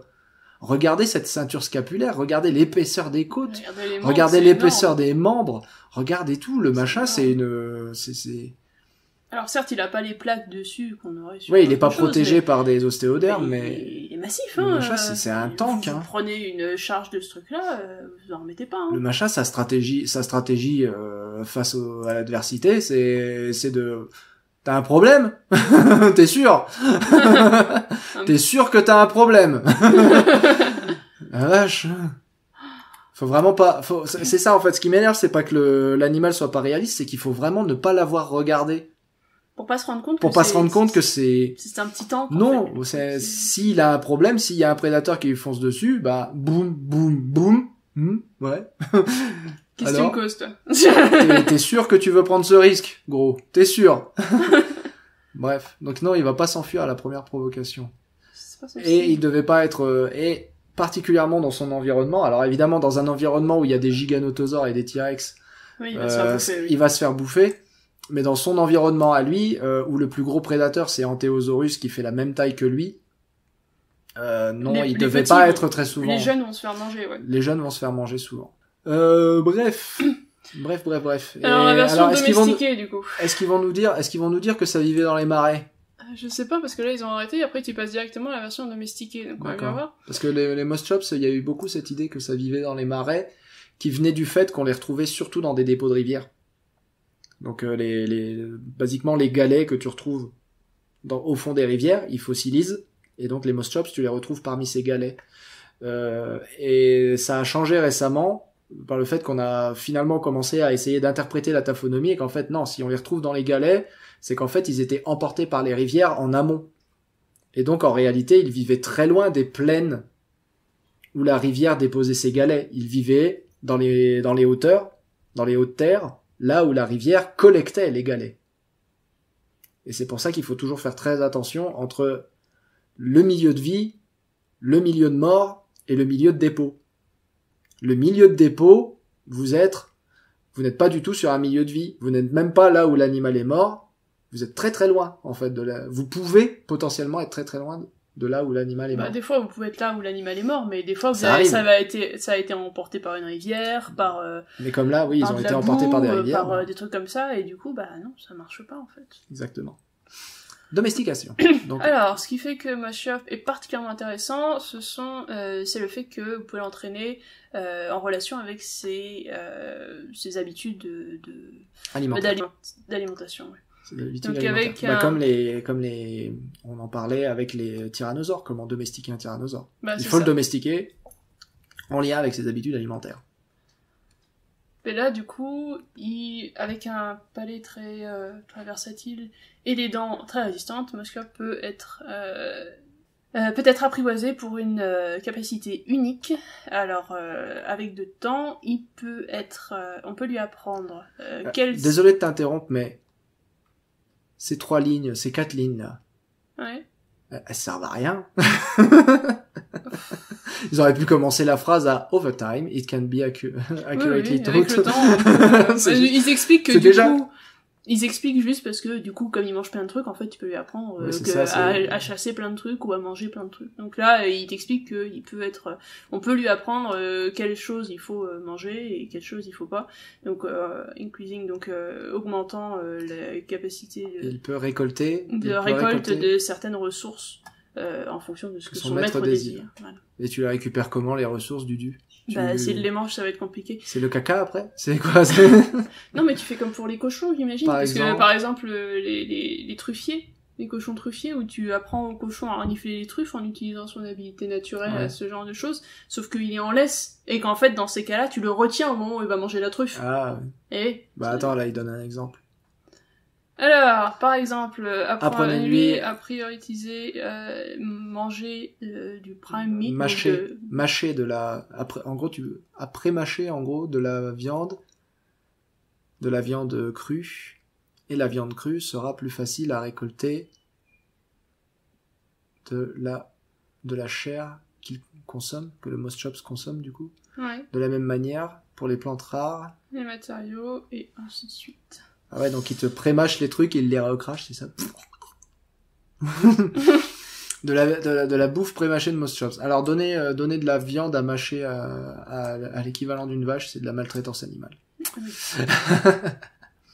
Non, ne vous attendez pas à ce que Moschops vous protège.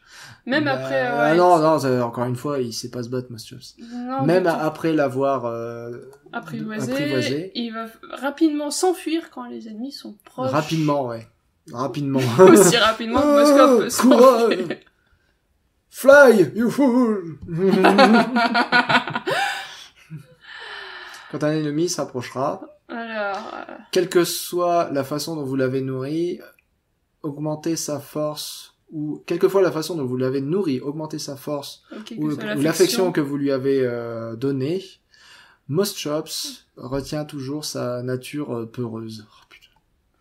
Pourquoi Moschops est toujours maltraité par les produits culturels? Déjà, il est dans très peu de produits culturels, mais à chaque fois que c'est le cas, il est représenté comme con, lâche et stupide. Ah, ça lui colle à la peau. Hein. Yeah. Son manque de combativité, allez vous faire foutre.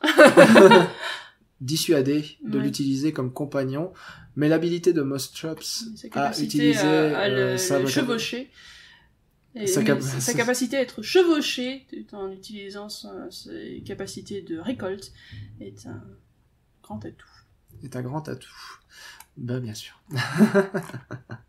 Je suis vraiment pas content là. Je vais chevaucher un Moschop qui a un dos comme ça, tout en lui faisant pré-mâcher de la viande. Pré-mâcher ma nourriture. Ouais. Et des trucs. Oh bon sang. Là, je suis honnêtement là sur 3, il y en a 2 pour lesquels je suis vraiment pas content.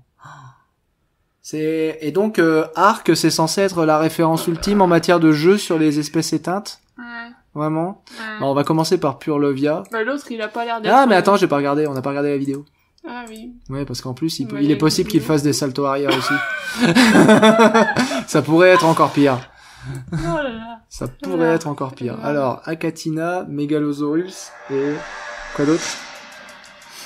Donc, nous avons un cératopsien. Les raptors qui font évidemment des bruits de vélociraptor de Jurassic Park. Qu'est-ce qu'ils ont foutu là? Je sais pas, ils ont disparu, ils se sont tournés en fumée. D'accord. Ah ouais. Et quand ils te soufflent dans le nez, t'as des alus. Bon. Ah bah tiens. Il s'anime pas de son ventre, il est génial. Oh mon dieu. Je vais vomir. Elle est arrivée. Je vais vomir.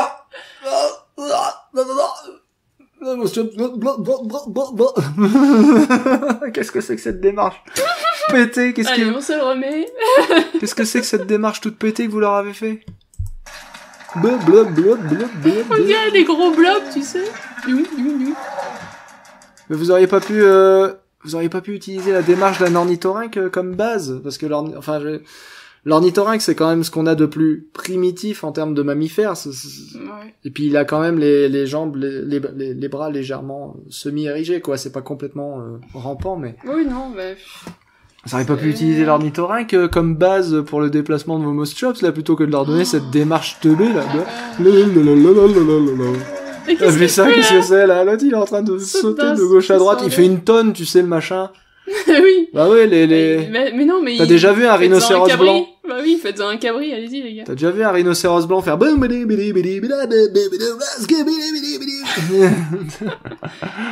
Of course. Non, mais ferme cette page, voilà, merci. Ouais, oh, Purlovia, donc.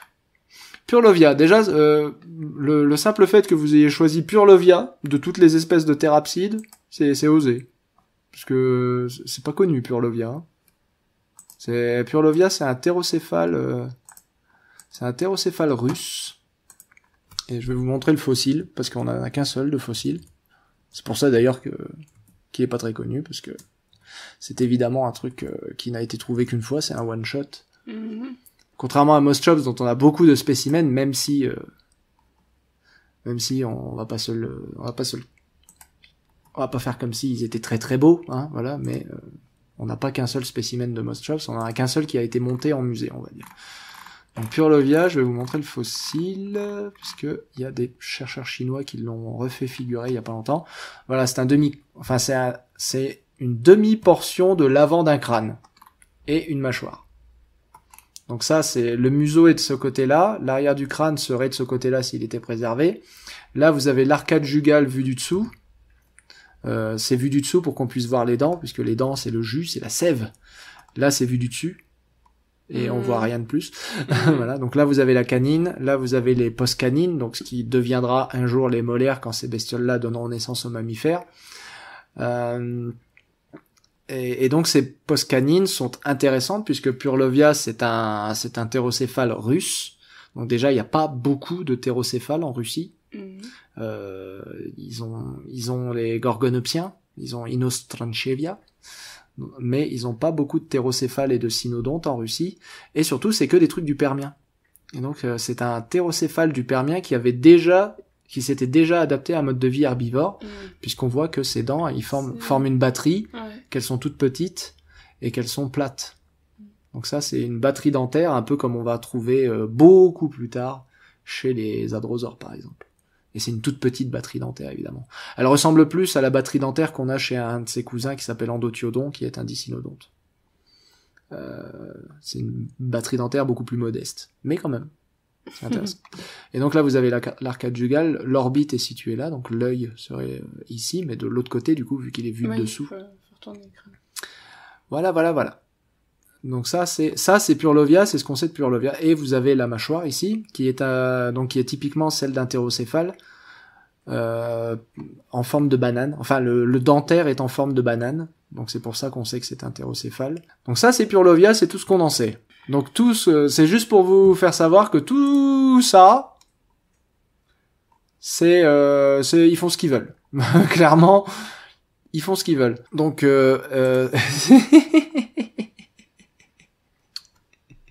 alors ça me fait beaucoup marrer. Tu sais pourquoi?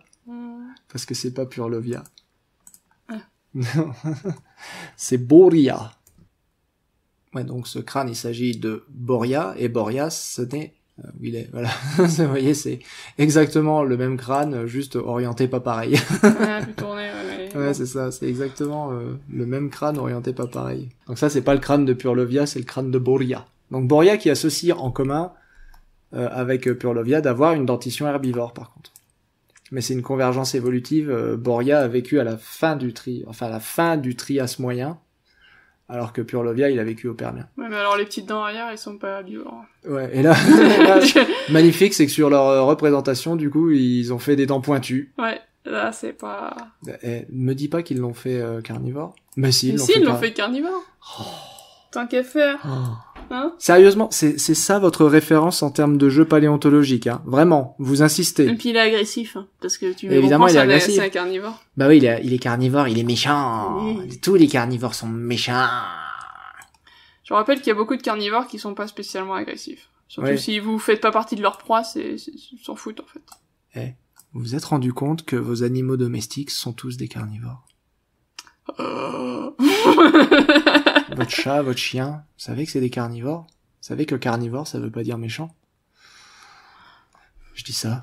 Vous savez ce que j'en dis, moi. Purlovia maxima, on va essayer de s'en débarrasser très vite parce que je sens que ça va encore m'énerver. Alors dans la nature... Perfectly, alors c'est la parfaite incarnation de l'élément de surprise. Ah bah tu m'étonnes. Ah bah pour la surprise, il y a pas de souci. Alors que Nanictops, alors c'est Nanictidopides. Alors que les Nanictidopidés, ils sont allés pêcher la famille des Nanictinopidés, Ouais. C'est merveilleux. Purlovia était autrefois un herbivore. On pensait que c'était des herbivores. En fait, on a découvert que cette créature est un chasseur patient, très intelligent. Du coup, on s'est planté en fait. On a dit que c'était herbivore, mais on s'est planté. Mais pourquoi? Enfin, je comprends pas. Pourquoi être allé chercher... Je veux dire, sachant qu'il existe littéralement une cinquantaine d'espèces de thérocéphales dont les 3/4 sont tous carnivores. Et t'as des trucs iconiques dans ces thérocéphales. Il y a Moscorinus, vous avez Euchambertia qui en plus d'être carnivore, lui était supposé venimeux. C'est ça. Et ça c'est pas un mème, c'est pas ça vient de données paléontologiques réelles. Ça c'est sur la dent. Euchambertia. Ouais. Bah vous avez un léger sillon sur la dent, mais surtout vous avez ces énormes fosses sur les côtés du museau qui devaient accueillir une glande. Et pour qu'un organe soit aussi hypertrophié, c'est pas une glande salivaire, quoi. Non. Bah, à moins je sais pas pourquoi, il aurait voulu produire autant de bave, quoi. donc la seule réponse qu'on arrive à envisager, c'est une glande à venin. Alors, à moins qu'il ait eu un organe électrorécepteur comme les ornithorynques en ont. Et là, les ornithorynques, ils ont aussi effectivement des énormes cavités dans leur bec pour le nerf qui innerve l'organe électrorécepteur. C'est pas directement l'organe électrorécepteur. Mais à moins que ce soit un organe électrorécepteur, comme les ornithorynques, la meilleure interprétation pour Eochambertia, c'est quand même qu'il était venimeux. Donc vous avez ces animaux qui sont iconiques, qui ont déjà figuré dans des documentaires et des produits culturels. Eochambertia, vous l'avez dans dans Walking with Monsters, donc sur la Terre des monstres disparus, et vous l'avez dans la série Nick Tucker, donc Primeval en anglais. Nick Tucker et les portes du temps, ou une connerie comme ça, bref. Donc c'est déjà des animaux iconiques. Pourquoi vous allez à la pêche au Purlovia, qui est herbivore, connu par zouille de peau de balle, et en plus vous réécrivez son histoire en disant non, en fait il est carnivore. Bah non. Si vous pouviez pas prendre un carnivore directement. Non mais ça fait plus... Bon. Et puis alors la suite est bien. Après avoir fait des terriers sous le sol de la jungle, pareil, on n'a aucune preuve de terrier chez cet animal-là. Mais on a plein de ses cousins pour lesquels on a des preuves de terrier et sur lesquels ça se serait très bien passé, mais pas Purlovia. Il y a plein de thérocéphales qu'on a retrouvés, enfin pas plein de thérocéphales qu'on a retrouvés dans des terriers, mais on a des terriers de tétracynodon par exemple. Purlovia En hibernation et peut ainsi passer beaucoup de temps sans nourriture. sans nourriture, bah oui. Donc encore une fois, les hétérocéphales, s'ils hibernaient, enfin s'ils creusaient des terriers, c'était plutôt pour l'estivation. Ouais, mais je crois qu'ils n'ont pas bien compris le principe de l'hibernation, parce qu'après ils mettent quand une créature infortunée se balade au-dessus de Purlovia, donc Purlovia sort du sol et attrape sa proie avec ses grosses canines avant que la victime ne puisse réagir. Donc en fait, ils ont décidé qu'ils se mettaient dans son terrier pour attendre en embuscade, pas pour hiberner.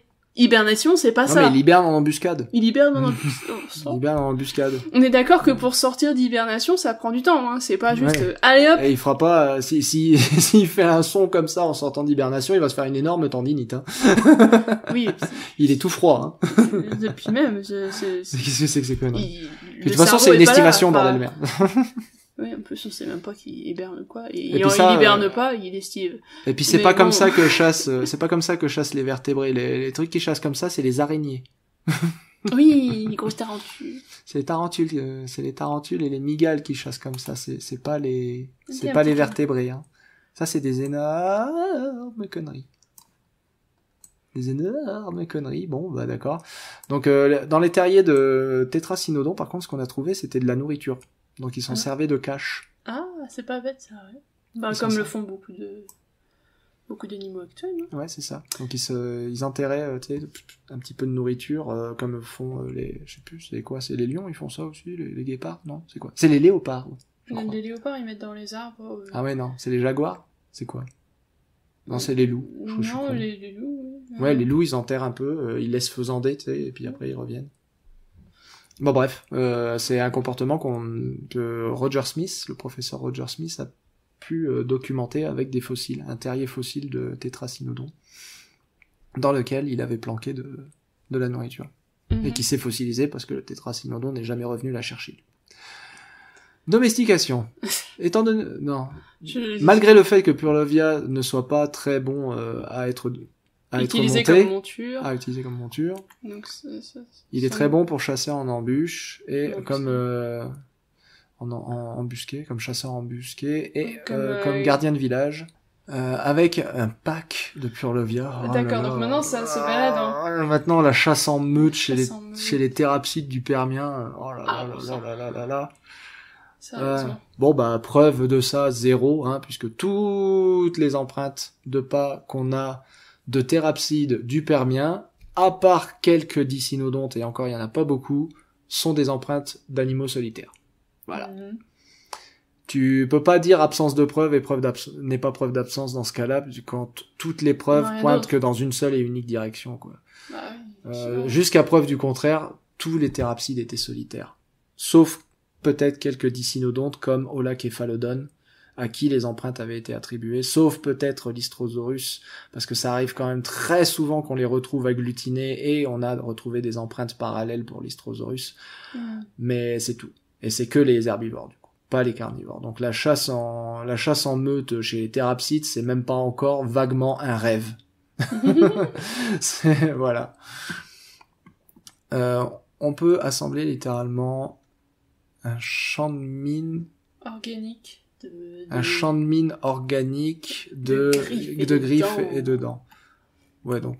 Donc en gros, tu les laisses sous le sol et si jamais quelqu'un passe dessus, il te le chope. Ah, d'accord, ouais, tu les mets... T'as un champ de mine, c'est-à-dire que tu les laisses creuser tu les laisses faire, tu les laisses hiberner en embuscade. Voilà. Et ça fait un champ de mine. Passe, et comme ça, tu les mets autour du village, t'es sûr ça, regarde, c'est ça, la mine. Du coup, il hiberne en embuscade. Putain. Bah là, c'est en fait, c'est la mécanique de gameplay qui a complètement pris le pas sur la logique la plus élémentaire. Néanmoins, une embuscade de Purlovia doit être planifiée en avance et il refusera d'hiberner s'il sent qu'il y a une menace quelque part. Proche. Ok, et voyons voir comment il se déplace, ce truc. Dieu. Non, je crains le pire. Ah, et puis évidemment, le design Rattel. Hein. Parce qu'il est méchant, alors on va lui faire un design Rattel. À la limite, la seule truc avec lequel je suis d'accord, c'est de mettre des couleurs vives. Ouais, ça peut être sympa si... Ce qu'on a dû voir d'ailleurs chez Most Shops aussi. J'espère qu'ils l'ont fait, les couleurs vives chez Most Shops, notamment sur la tête. Parce que les couleurs vives, on n'en voit pas souvent chez les... C'était au-dessus, Les couleurs vives, il y a une raison principale pour laquelle on n'en voit pas chez les mammifères. Ouais, tu vois, si, des belles couleurs vives. Mais plus concentrées sur la tête, quand même. Donc il y a une raison principale pour laquelle on la voit pas chez les mammifères, c'est que la plupart des mammifères sont daltoniens. Parce que nous sommes tous descendants d'un petit mammifère mésozoïque qui était complètement nocturne. Donc on a perdu la capacité à voir les couleurs, et il y a que les primates qui ont réévolué la capacité à voir en 3 couleurs. Mais nous sommes trichromates. Certaines femmes sont quadrichromates. Certains humains femelles sont quadrichromates. C'est une mutation rare, mais qui arrive. Ouais. Mais par contre, c'est typique aux primates d'être trichromates. Les autres mammifères sont dichromates. Et ça, c'est hérité de nos ancêtres mésozoïques qui vivaient à l'ombre des dinosaures et qui étaient planqués et qui vivaient de la nuit. Pour la faire simple, évidemment. C'est pour ça qu'on vous dit souvent que votre chat ou votre chien ne voit pas comme vous. Voilà. Parce que c'est le cas. C'est le cas, il voit pas du tout comme vous. Ils savent pas ce qu'il faut. D'ailleurs, si vous entendez un ronron, c'est normal. C'est le nôtre. C'est le nôtre. Relax. C'est bon. Tranquille. Donc je suis d'accord avec les couleurs vives parce que à l'époque, ce goulet d'étranglement nocturne n'avait pas encore eu lieu, donc ils étaient capables encore de voir des belles couleurs vives. Ou du moins, ça valait le coup pour eux d'investir dans une couleur vive parce que ça aurait des résultats. Voilà. En termes d'adaptation.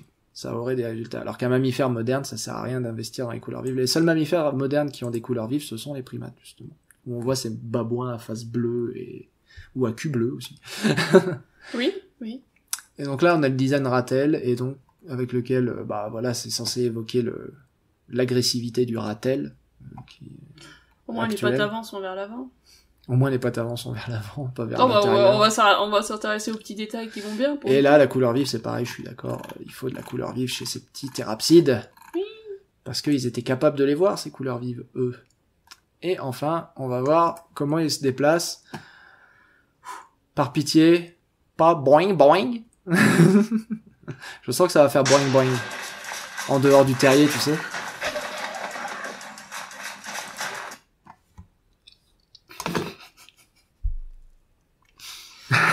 C'était ça le Purlovia, du coup?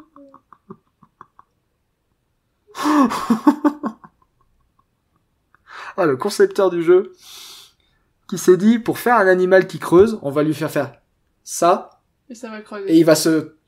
Il va se téléporter en dessous du sol. Il va se téléporter en dessous du sol. On lui fait faire ça. Je veux dire, même si t'as la flemme de le programmer et que tu es pas sûr des mouvements que tu dois programmer pour faire un mouvement réaliste, fais la stratégie Oryctérope. 3 coups de pagaie dans la terre qui font tellement de poussière et le truc disparaît. Tu le vois plus. Et il disparaît sous terre. C'est comme ça que ça marche avec les animaux fouisseurs. 3 coups de pagaie dans le sol, ça soulève une montagne de poussière et tu le vois plus. Et même le trou à la fin, t'es même pas sûr d'où il est. Parce que tu grattes pas comme ça, en fait. Ouais, c'est ça, il gratte pas comme... C'est pas un chien. C'est ça. Et encore, même un chien... Non, c'est... Voilà, ils y vont. Mais c'est de la puissance, quoi. Programme ton truc pour qu'on voit de la puissance musculaire se développer, quoi. J'imagine que les animaux qui creusent, ils ont des pattes avant faites pour, hein. Ils y vont.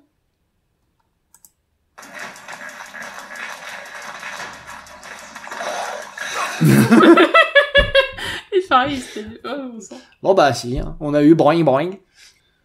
Et donc le designer attelle. Oh, la Il vache. s'envole. Je m'en vais. Je sais pas ce que c'est. C'est quoi, c'est un spinosaure qui est C'est censé un nager baryonyx. C'est un baryonyx. Attaque tourbillon. Baryo, vlouf. Revenons à notre Purlovia. Oh, La longueur de la queue, c'est n'importe quoi. ouais. La longueur de les hétérocéphales, à part les lycosuchidés et ceux qui vivaient au Permien moyen, les hétérocéphales et les cynodontes de manière générale ont une queue relativement courte. Donc la longueur de la queue, c'est n'importe quoi. Le poil, c'est n'importe quoi. Ça, il faut arrêter maintenant de foutre des poils sur vos thérapsides, ça suffit. On a étudié leur structure nerveuse. On sait qu'ils n'avaient pas de Hein poils. On s'est calme, on va y arriver, hein. Laisse-moi. Non mais ça m'énerve. Ça m'énerve parce que la dernière fois, tu sais qu'il y a un paléo-artiste qui est venu me chercher sur Twitter, hein, pour me demander mon avis en tant qu'expert de la question, parce que c'est ce que je suis. C'est moi qui l'ai fait, l'étude des nerfs en question.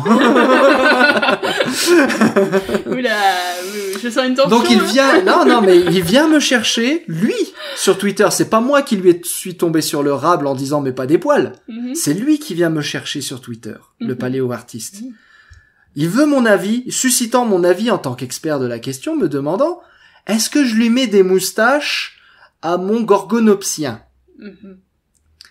Et je lui réponds non. Nous avons étudié les nerfs, voire l'étude ci-jointe. Les nerfs des gorgonopsiens indiquent qu'ils n'avaient pas de poils ni de moustaches. D'accord. Ce à quoi il répondit je vais en mettre quand même. Merci.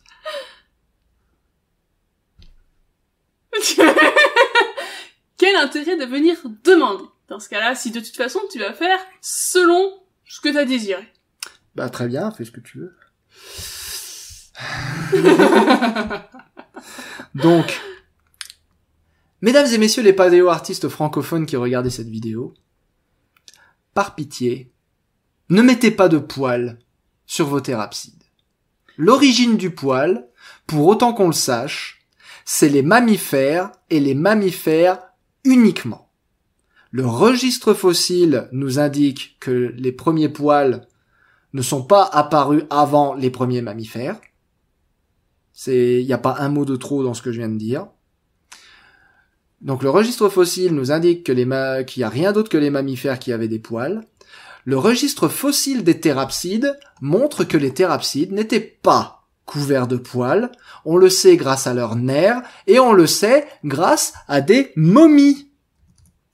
Les momies de l'Istrosaurus qu'on a réussi à retrouver, par exemple.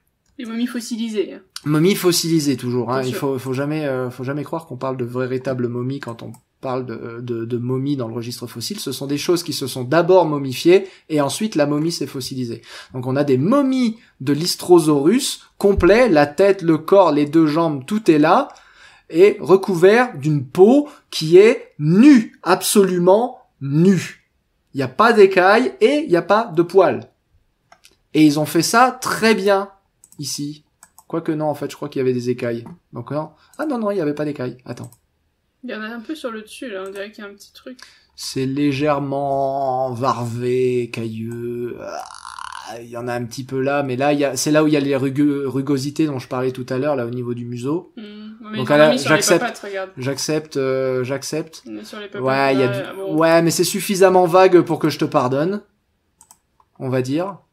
Dimétrodon, Moschops, qui est aussi un thérapside, on n'a pas d'empreinte de peau, donc là, on peut profiter d'un degré de Là, il y en a liberté. pas mal. Mais là, pour le coup, ils ont pas fait d'écailles. Donc ça, j'ai rien dit parce que je suis très content. Mais Purlovia avec des poils, allez vous faire tétra squeezer. Et d'ailleurs, c'est à ça que doit ressembler le museau d'un Lystrosaurus, regardez. Quand je disais que le bec doit remonter jusqu'à la narine, voilà, ça, c'est un beau Oui, bec. ça vous fait ce bel angle droit, là. que vous Et avez. ça fait le bel angle droit, voilà. Ça, c'est pas la gueule d'un Lystrosaurus, là, tant qu'on le remet, là. Tant que je te remette, toi. Ah, je deviens méchant. Je deviens méchant, mais en même temps, Ah, on ils ont... dirait un truc extraterrestre. Là. Ça, c'est pas... Ouais, ça, c'est un silurien dans Doctor Who, ça. C'est exactement cette gueule-là qu'ils ont, les Siluriens dans Doctor Who. Un Lystrosaurus, c'est ça. Un Lystrosaurus, c'est ça. Ça, c'est un Lystrosaurus réaliste. Avec un bec. Ça, c'est Doctor Who. Ça, c'est Lystrosaurus. Et avec une belle peau sans écailles. Magnifique. Ah oui. Magnifique. Parce que les fossiles nous le montrent. Et on a de la peau fossile de Moscorinus qui a été publiée en 2014 et elle est comme celle de Lystrosaurus et Moscorinus est un thérocéphale. Donc il y a aucune putain de raison de mettre des poils à votre Purlovia. Ah, bah, c'est ça. Et les Power Rangers. Puissance rouge. Je crois qu'on va arrêter aux Power Rangers, je pense que ça suffit. Je vous remercie d'avoir suivi ce 2e épisode sur Arc. Il y en aura d'autres, peut-être. Ou pas. Je sais pas. Suffisamment de l'exomile, peut-être. Ouais, là, je crois que ça va devenir des Game Paléo React et Pénitence, là. Sérieusement, non mais c'est ça votre référence ultime, vraiment? Sérieusement? Donc la prochaine fois, on ira voir Prehistoric Kingdom parce qu'il paraît que c'est censé être réaliste, je pense. Non, on ira voir Animal Crossing. Il y en a qui ont proposé Animal Crossing, je vous ai vu, et on vous a compris. On vous a compris. On vous a compris. Il y a Jésus qui marche sur l'eau, là. Jésus à l'écran. Jésus J'ai fait un arrimage de Jésus, là. Jésus en armure Power Rangers. Jésus en armure Power Rangers qui marche sur l'eau. C'est donc sur ça que nous nous quittons. Nous vous remercions. À la prochaine fois.